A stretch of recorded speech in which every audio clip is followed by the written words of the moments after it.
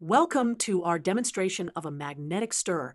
Let's explore how this essential laboratory equipment works and see its effects at different speeds. First, let's look at the basic setup. We have a beaker containing water placed on a magnetic stirring plate.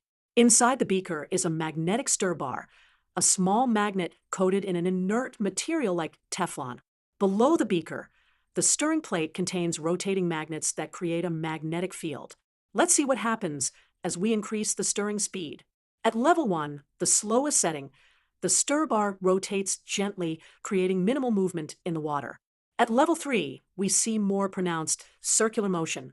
By level 5, a clear vortex begins to form. At level 7, the vortex deepens and mixing becomes more vigorous.